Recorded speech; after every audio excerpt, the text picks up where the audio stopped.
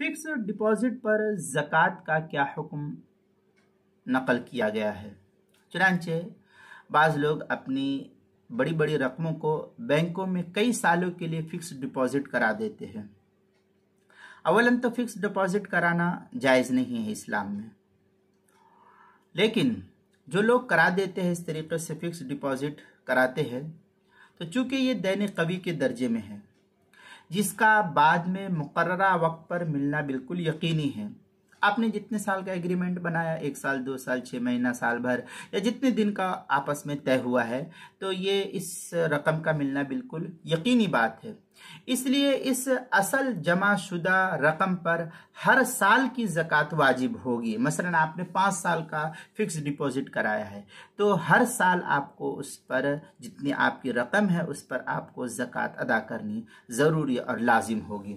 लेकिन जो रकम आपको इससे बढ़ करके मिलेगी वो कतन हराम है। मसलन आपने 1 लाख रुपए का फिक्स डिपॉजिट कराया 5 साल के लिए, तो आपको हर साल 1 साल रुपए की ज़कात अदा करनी ज़रूरी होगी। अब 1 लाख पर आपको 5 साल में समझिए कि 50,000 रुपया जायद मिल गया, तो अब ये 50,000 रुपया आपकी मिल्कियत नहीं, ये सूद है।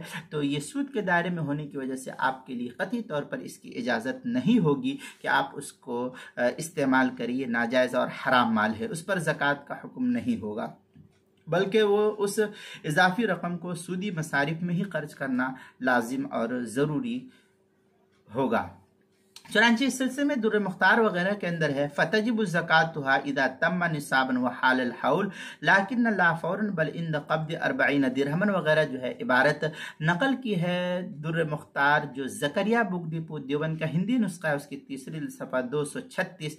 इसी के हम मिसल फतावा खानिया के अंदर नकल की गई है, पहली जिल्द सफ़ा 253, फतावा हिंदिया उसकी पहली जिल्द सफ़ा 175, बदायुस सना उसकी दूसरी जिल्द सफ़ा 90, किताबुल मसाइल उसकी दूसरी सफ़ा 217 और 218 पर भी इसको नकल किया गया है।